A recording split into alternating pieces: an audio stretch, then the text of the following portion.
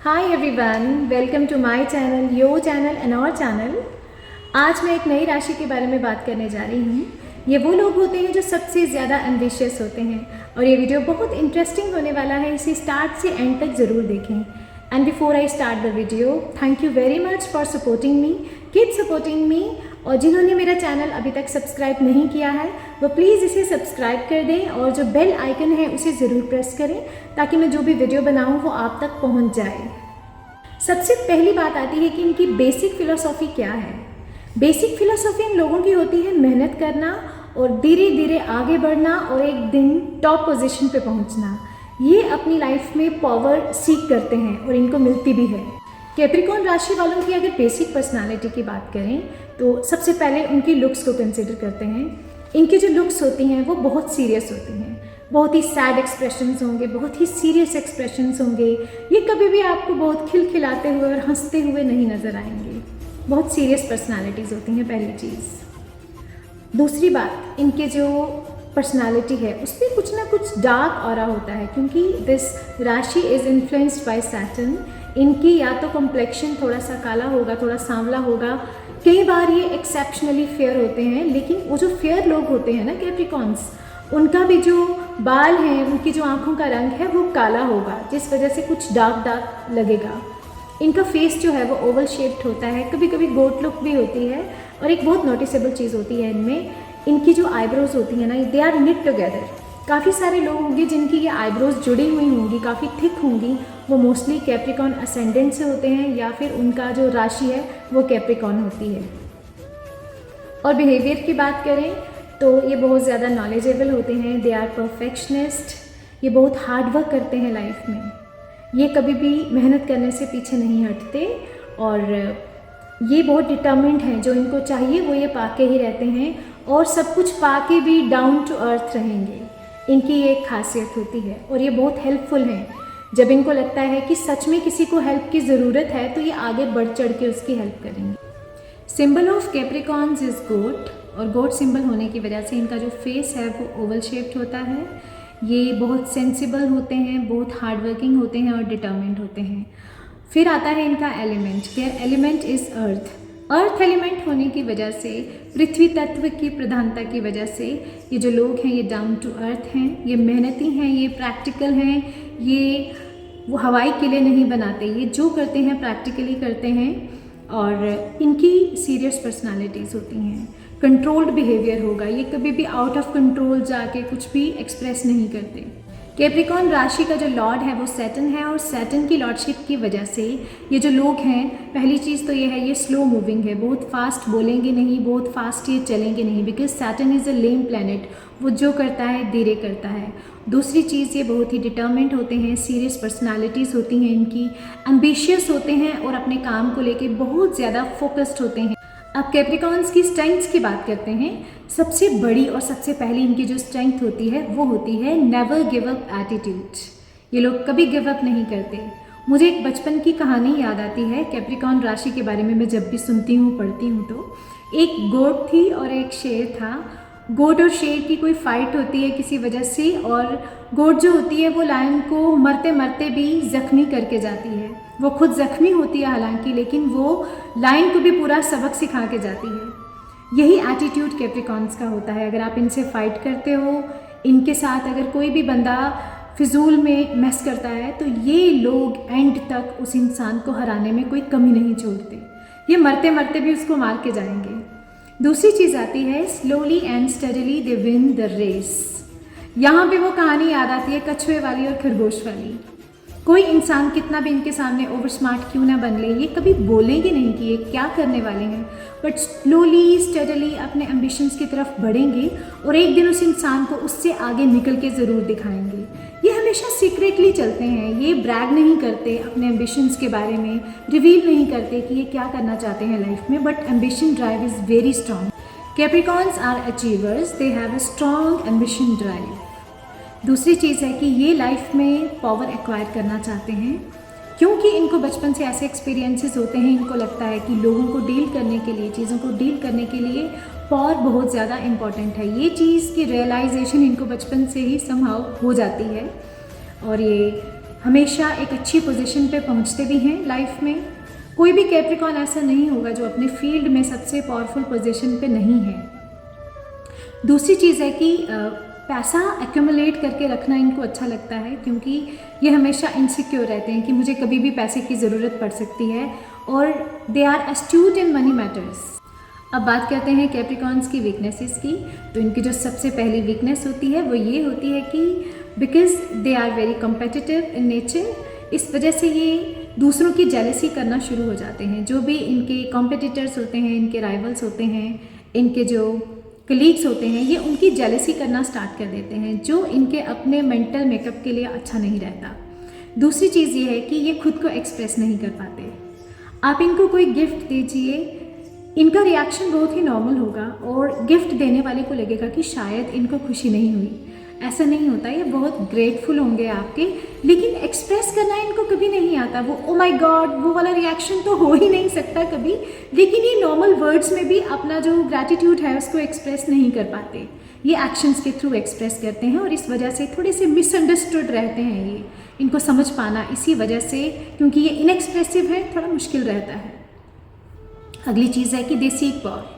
Power सीख करना अच्छी बात है, पावर बहुत ज़रूरी है सोसाइटी में जब आप रहते हैं, पावर के बिना कुछ नहीं है। लेकिन कई बार जब इनका जो सैटर्न है वो एफ्लिक्टेड होता है या किसी और मैलेफिक के साथ बैठा होता है, ये उस पावर को अचीव करने के लिए, उस पोजीशन को अचीव करने के लिए कोई भी तरीका अपनाएंगे, like by hook or by crook I have to do this. फिर चाहे इनको दूसरों के पाँव पे पाँव रख के आगे बढ़ना पड़े, बट आगे बढ़ने के लिए ये कतराएंगे नहीं। But it happens in the case when Saturn is afflicted और नॉट वेल प्लेस्ड। अगली चीज़ है कि कभी कभार जब ये इगोइस्टिक हो जाते हैं, आता है ऐसा कोई ना कोई मौका जब ये इगोइस्टिक हो जाते हैं, जब इनको थोड़ा अपनी नॉलेज का गुमान हो जाता है, तो ये एक अच्छे लर्नर्स नहीं रहते। तब ये नॉवेल जो नॉलेज है ना उसको डिस्कार्ड कर देंगे।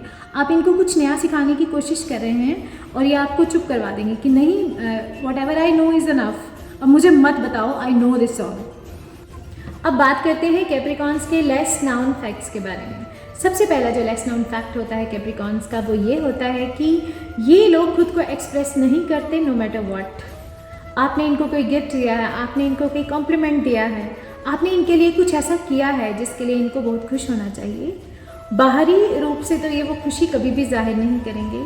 ये थैंकफुल होते हैं, ऐसा नहीं है कि ये इमोशनल नहीं है, ये बहुत इमोशनल होते हैं। ये आपकी हर एक एक्शन को अप्रिशिएट करते हैं, बट इंटरनली, एक्सटर्नली कभी नहीं करते। और ये ग्रैटिट्यूड कैसे एक्सप्रेस करेंगे, आपके लिए कुछ अच्छा करेंगे, आपके लिए कुछ ऐसी चीज़ खरीद के ले आएंगे जो आपको बहुत पसंद है, आपके लिए कुछ कंफर्ट लेके आएंगे। ये कंफर्ट वाली चीज़ें आपको प्रोवाइड करेंगे जब भी आप पे बहुत खुश होते हैं।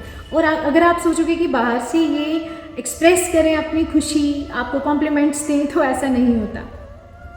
दूसरी चीज़, there is a very funny side to Capricorns. इनको हंसी आती है, इनके सामने कुछ वियर्ड हो रहा है, कोई मिमिक्री कर रहा है या कोई भी ऐसा फनी इंसिडेंट हो गया, इनको हंसी बहुत आती है। लेकिन ये लोग खुल के हंसते भी नहीं हैं, इनको लगता है पता नहीं क्या हो जाएगा हंसने से भी।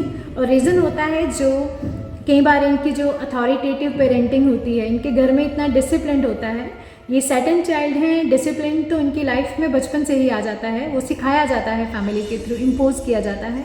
इनको लगता है कि अगर मैं हंस भी गया तो पता नहीं क्या हो जाएगा, कोई क्या समझेगा, इसीलिए बड़े सेल्फ कंट्रोल में रहते हैं ये लोग। अगली चीज़ है कि ये पावर सीकिंग ज़रूर हैं, ये मटीरियलिस्टिक भी बहुत ज़्यादा हैं, but there is a spiritual side to them, there is a charitable side to them. ये दान पुण्य बहुत ज़्यादा करते हैं, लेकिन वो भी ये चुपके से करेंगे, दिखावा नहीं करेंगे दान पुण्य का भी।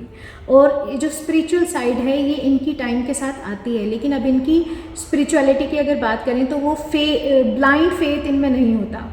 आप इनको बोल रहे हो ये ऐसा है, वैसा है, वैसा है, आप इसे मान के चलो, तो ये वो चीज़ नहीं मानेंगे, because Saturn is rebellious. Saturn हर चीज़ को एक्सपेरिमेंट करता है और फिर मानता है।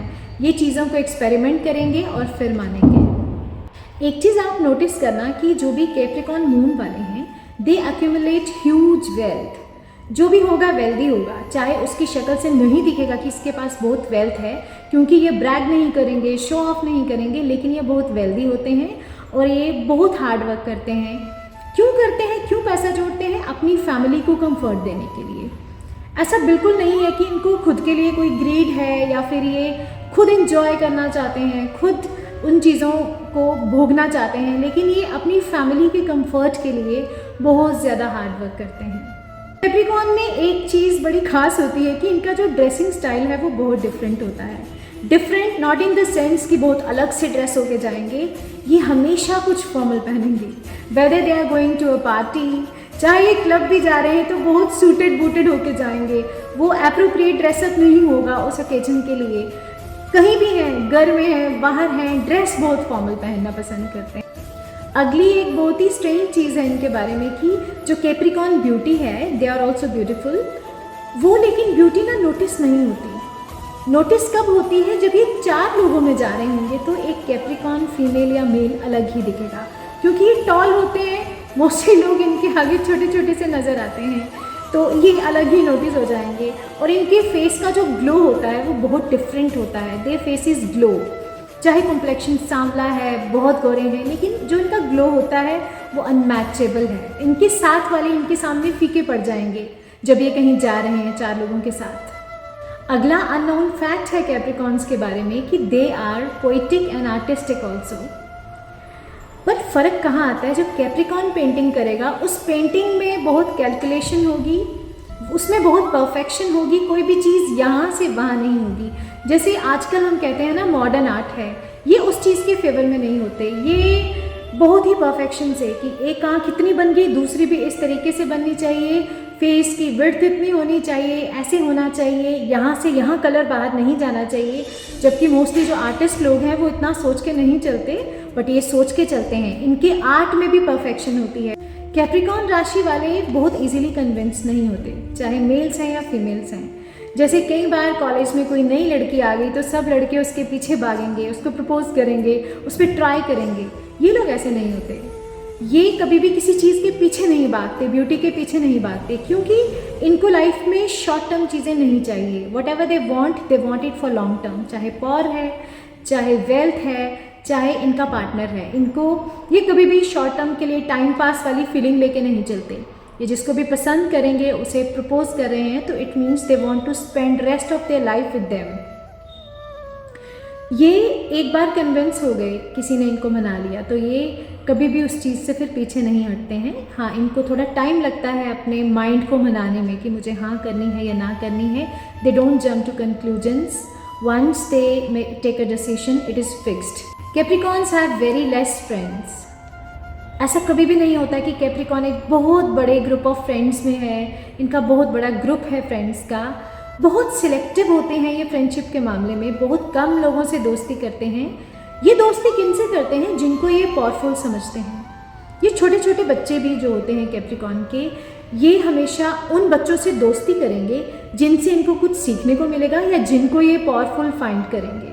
टू बी ऑनेस्ट, जिनको ये पावरफुल फाइंड नहीं करते या जिनको ये अनइंटेलिजेंट फाइंड कर लेते हैं और इनको लगता है कि ये कभी लाइफ में पावर सीख नहीं कर पाएगा या जो इनको अच्छा कंपटीशन नहीं दे पाता, उससे ये लोग दोस्ती नहीं करते। कैप्रिकॉर्न्स वालों का सीक्रेट क्या है? इनका सीक्रेट ये है कि ये खुद ही एक सीक्रेट है। ये बहुत सीक्रेटिव होते हैं। इनके मन की बात इनके जो 1-2 फ्रेंड्स होते हैं ना, वो भी नहीं जान सकते और ना ही ये बताएंगे। अगर इनके पेट में कोई बात नहीं पच रही है, वो भी ये कितनी बताएंगे? It will be a fraction of the thing. बहुत ही थोड़ा सा हिस्सा बताएंगे, पूरी बातें किसी को नहीं बताते। दूसरी चीज़ इनका जो सीक्रेट है वो ये है कि once they make up their mind for relationship, तो उस वक्त ये बहुत ही प्रोटेक्टिव लवर्स होते हैं। Though they seem very cold, but as a lover they are very protective, they are very reliable. और ये अपने लव्ड वन को खुश करने के लिए, उसकी ज़रूरतें पूरी करने के लिए बहुत मेहनत करते हैं लाइफ में। Day of Capricorns is Saturday.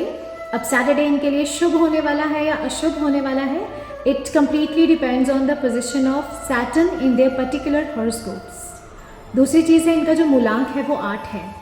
8 मूलांक होने की वजह से ये बहुत ज़्यादा स्ट्रगल करते हैं, क्योंकि 8 is the number of Saturn, it signifies struggle.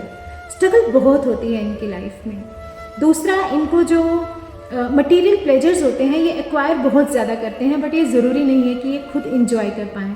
It is because of Saturn, क्योंकि सैटर्न की वजह से 8 नंबर मूलांक की वजह से इन्होंने स्ट्रगल ही करना है। इन्होंने कोई भी चीज़ें एक्वायर करनी है, फिर स्ट्रगल करना है, फिर एक्वायर करनी है। और एक बहुत स्पेशल चीज़ होती है 8 मूलांक वालों में और कैप्रिकॉर्न राशि वालों में कि जब ये छोटे होते हैं तो ये अपनी उम्र से हमेशा बड़े दिखते हैं। जैसे जैसे ये बड़े होते हैं तो फिर वो रिवर्स एजिंग शुरू हो जाती है, ये और छोटे छोटे दिखना शुरू हो जाते हैं। कैप्रिकॉर्न्स वालों के जो कंपैटिबल साइंस हैं वो हैं टॉरस, वर्गो और एरीज, और इनकी डीटीज हैं माँ काली और भगवान काल भैरव। तो ये वीडियो था कैप्रिकॉर्न्स के बारे में। आई होप आपको ये अच्छा लगा। अपनी सपोर्ट देते रहिए। जिन्होंने चैनल को अभी तक सब्सक्राइब नहीं किया है वो प्लीज़ इसे सब्सक्राइब कर दें और अपनी लाइक्स और शेयर्स में प्लीज़ कमी ना रखें। हम नेक्स्ट वीडियो में मिलेंगे, तब तक के लिए गुड बाय, टेक केयर।